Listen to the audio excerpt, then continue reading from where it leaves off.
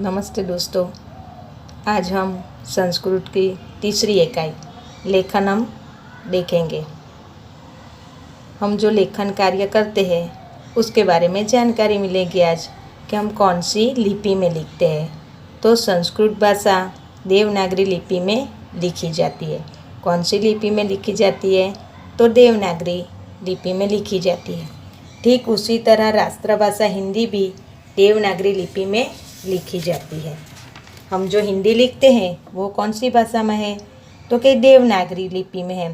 फिर आपको ऐसा पूछा जाए कि गुजराती भाषा कौन सी लिपि में? तो वो भी देवनागरी लिपि में ही होती है। लेकिन आप यहाँ पे जो मूलाक्षर देख रहे हो उसके ऊपर जो लाइन है गुजराती भाषा में, वो लाइन को क्या कहते हैं? तो शिरोरेखा कहते हैं।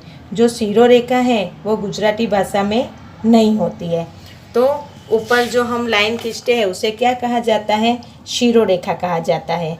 तो संस्कृत की वर्णमाला के कुछ मूलाक्षर निम्नानुसार हैं। आप देखोगे कि हमारे मूलाक्षर कहाँ से शुरू होते हैं? तो अ आ क से न तक।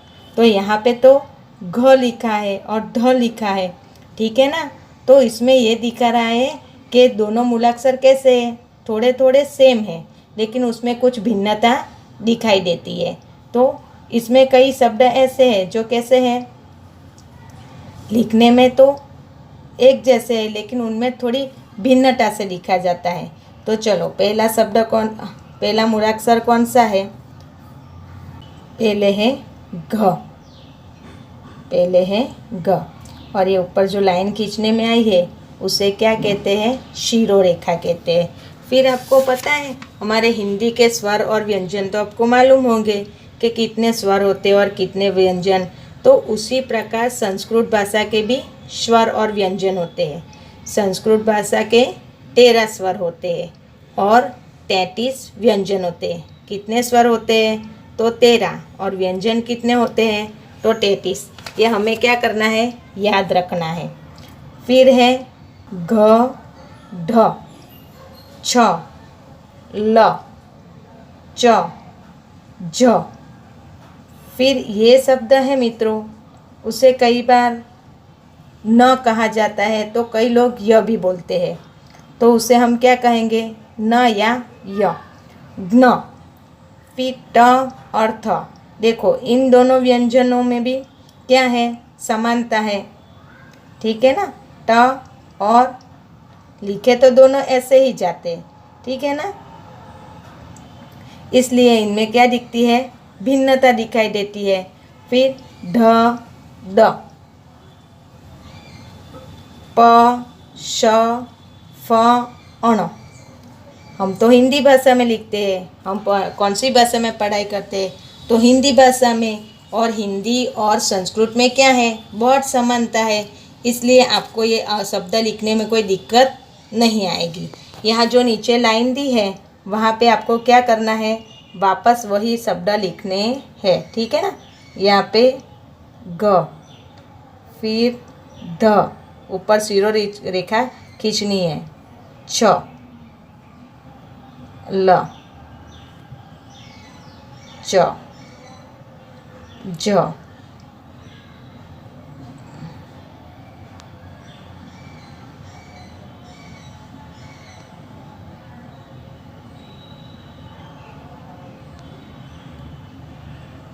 फिर न।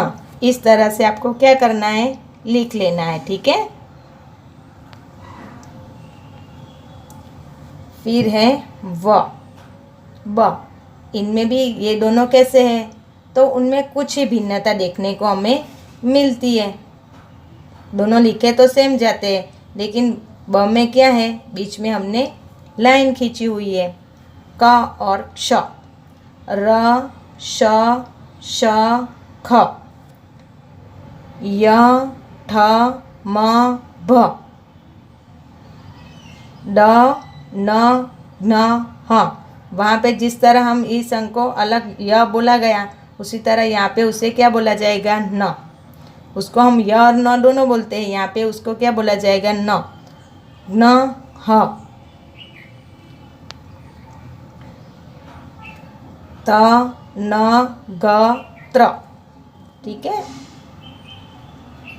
तो इस तरह हमें क्या करना है, लिख लेना है। अ आ ई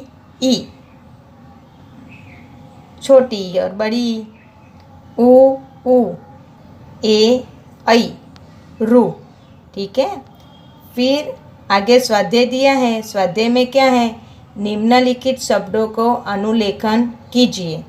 तो नकुलः, मंडूकम, वस्त्रम, संचिका, श्रृंगालः, संख्या, वृषभः, स्थालिका, औषधनम, पिंजः, वानरः, सशकः। ठीक है ना। वही के वही शब्द हमें क्या करने हैं, वहाँ पे लिखने हैं। उसे क्या कहा जाता है, अनुलेखन। निम्नलिखित पंक्तियों का अनुलेखन कीजिए। सर्वे भवन्तु सुखिनौ, सर्वभद्राणि पश्यन्तु, शारदे नमः, वीणा पुस्तकधारिणी, प्रसन्न भव सर्वदा। ठीक है। उसे भी क्या कहा जाएगा, वही शब्द हमें क्या करने हैं, सामने जो लाइन दी है वहाँ पे लिखने हैं। और तीसरा प्रश्न, निम्नलिखित वाक्यों का अनुलेखन कीजिए। एकम वनम अस्ति, तो वो भी वही का वही लिखना है। शशकः भीतः भवति, श्रृंगालः अनुधावति, शशकः वृक्ष समीपम आगच्छति, शशकः पलायन करोति।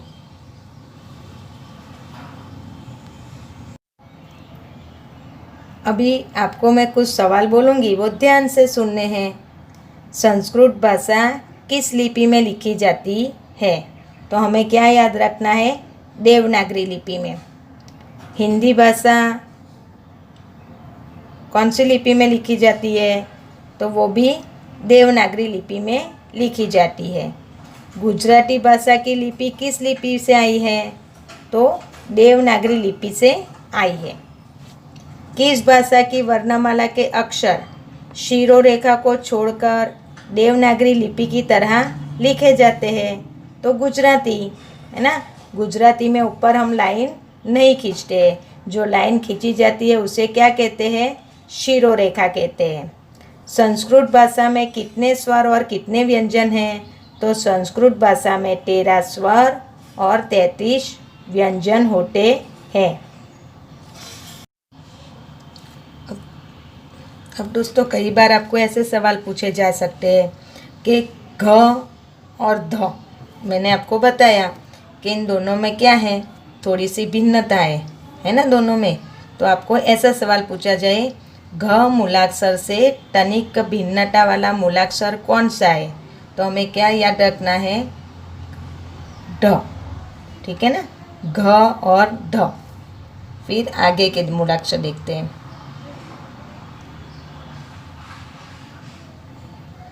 ट मूलाक्षर से तनिक भिन्नता वाला मूलाक्षर कौन सा है, तो क्या याद रखना है, ठ। ठीक है। फिर प मूलाक्षर से तनिक भिन्नता वाला मूलाक्षर कौन सा है, तो श। फ मूलाक्षर से तनिक भिन्नता वाला मूलाक्षर कौन सा है, तो अण। अण आएगा कि क आएगा, क्या आएगा, क आएगा।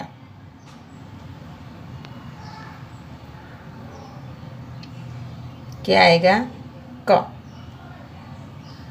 ठीक है। व मूलाक्षर से तनिक भिन्नता वाला मूलाक्षर कौन सा है, तो ब।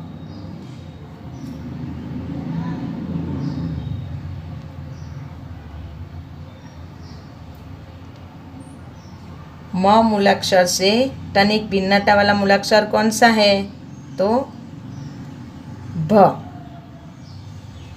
य मूलाक्षर से तनिक भिन्नता वाला मूलाक्षर कौन सा है, ठ। अब आपको समझ में आ गया कि इसमें दो मूलाक्षर साथ में क्यों दिए हैं और अलग अलग क्यों दिए हुए, है ना। ठीक है ना मित्रों। तो हमें याद रखना है, य के बाद ठ है तो उसमें क्या है, ठ में भिन्नता है। म के बाद क्या है, भ है, तो भ में क्या है, थोड़ी सी भिन्नता है। ठीक है, तो यहाँ पे हमारा चैप्टर ख़त्म होता है दोस्तों।